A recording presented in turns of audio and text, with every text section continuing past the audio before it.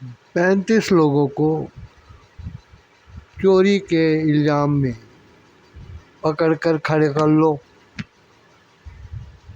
और किसी को कहो कि पहचानो, अगर पहचान सकते हो कि चोर कौन था,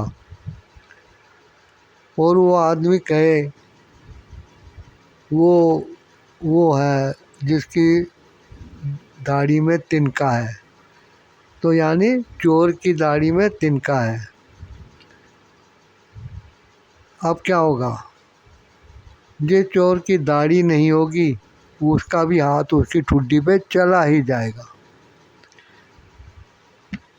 सही है ना? क्यों? क्योंकि उस टाइम मानसिक स्थिति डांवाडोल होती है। वो बचने के नए नए तरीके सोच रहा होता है, बहाने सोच रहा होता है।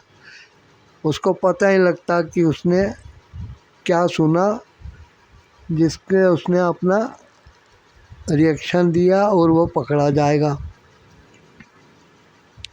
ऐसे ही अब देखिए, कोई घटना दुर्घटना होती है तो वहाँ खून, डेड बॉडी पड़ी हो वो, या कुछ एक्सीडेंट के निशान, गाड़ियाँ आपस में टकराई हुई, कुछ तो मिलता है। और ये होती हैं उस घटना की निशानियाँ, यानी कि एविडेंस।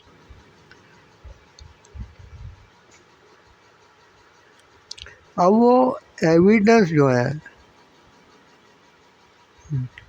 किसको फंसा सकते हैं बताइए? जो विक्टिम है, जिसके साथ घटना हो गई, जिसकी घर चोरी हो गई या मर्डर हो गया या कोई और कारण रेप हुआ,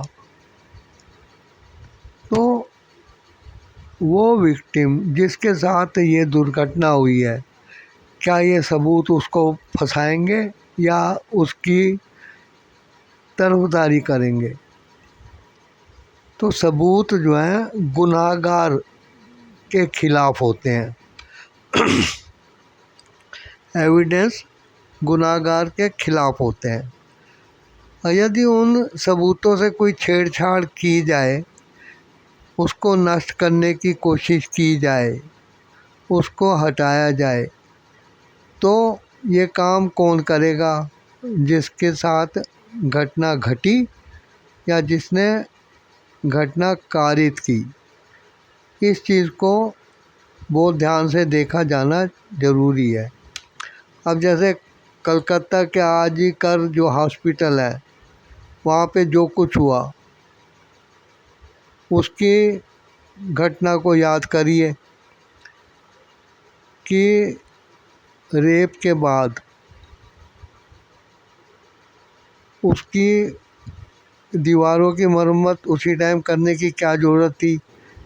क्या ये पहले से प्लानिंग थी कि इस डेट को ये करेंगे, या इसकी करने की ज़रूरत पड़ गई क्योंकि कुछ निशानियां दीवार पे आ गई होंगी? अब उस लेडी डॉक्टर को जब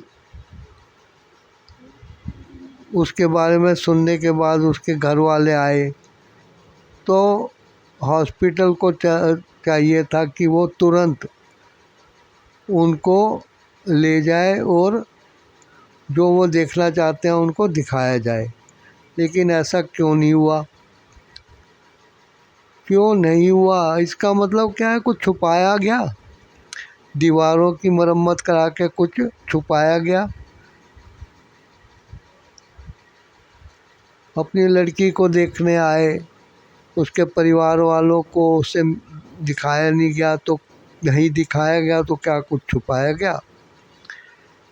इसके बाद जो भीड़ रात को आई और उसने तोड़ फोड़ की, सबूत मिटाने की कोशिश की, और उस मंजिल पे जहाँ पे वो सेमिनार हॉल था जहाँ लेडी डॉक्टर रेस्ट के लिए आई, वहाँ अब तक जाने की उन्होंने कोशिश की, तोड़ फोड़ की, तो सबूत मिटाए नहीं गए। उनको अगर विरोध करना था तो दिन में करते, तो ऐसा क्यों किया गया? क्या सबूत मिटाने के लिए? पुलिस वहाँ पे हाजिर रहकर भी गैर हाजिर रही। पुलिस वालों के शरीर, वर्दीधारी पुलिस वालों के शरीर तो वहाँ थे, लेकिन उनकी आत्मा उनके शरीर से कहीं और थी। इसीलिए वो अपनी ड्यूटी पूरी ना कर पाए, क्योंकि उनका दिमाग किसी ने हाईजैक कर लिया था। वे अपनी ड्यूटी भूल गए। तो ऐसा क्यों किया गया? क्या सबूत मिटाने के लिए? और उस स्कूल के प्रिंसिपल को रिज़ाइन करा के फिर उसी टाइम दूसरी जगह पे पोस्ट कर दिया गया। उसको क्यों हटाया गया और किसी को क्यों नहीं हटाया गया? ये भी कुछ सबूत मिटाने की कोशिश है। कदम कदम पे आप देखेंगे कि सबूत मिटाने की कोशिश हो रही है। अब हमारी राजनीतिक पार्टियां, उनका एक ही मकसद होता है कि देश पे, राज्यों पे शासन करना। उनको ज़रूरत पड़ती है तो खुद ही दंगे भी करा सकते हैं और किसी का मर्डर भी करा सकते हैं। अपने किसी विरोधी को हॉस्पिटल में एडमिट करके स्लो पॉइजन दिला के उसकी हत्या भी कराई जा सकती है और दिखाया जा सकता है कि वो नेचुरल डेथ थी। अब पुलिस ने और स्कूल वालों ने कोऑपरेट क्यों नहीं किया? वो किसकी ऑर्डर की मनाही थी? किसने उनको ऐसा करने को कहा था? ये पूछा जाए तो कोई जवाब मिलेगा तो मामला सुलझ सकता है। यहाँ भी सबूतों का नष्ट होना सिद्ध होता है। उसके बाद जो बंदा सीसीटीवी में आ जा रहा है, उसको सबकी नज़रों में लाने के लिए बार बार उसे कहा गया कि तुम इस रास्ते से आ जाओ ताकि तुम सबकी निगाहों में चढ़ जाओ। अब हो सकता है कि उसका ही हाथ हो, लेकिन प्राइमा फेसी कहते हैं ना लीगल लैंग्वेज में, कि देखते ही ये समझ आ जाता है कि अकेले का काम नहीं था, वो बहुत लोग शामिल थे। अब अगर मुख्यमंत्री ही बंगाल की वी वांट जस्टिस के नारे लगा के सड़कों पर आ जाए, तो वो तो किससे जस्टिस मांग रही है? क्या वो कानून की नज़रों में धूल झोंकने की कोशिश नहीं हो सकती? इन चीज़ों का बड़ा सीरियस होके वो करना चाहिए, क्या बोलते हैं इसको, तहकीकात। ठीक है जी। बड़े दुख के साथ ये घटना हुई।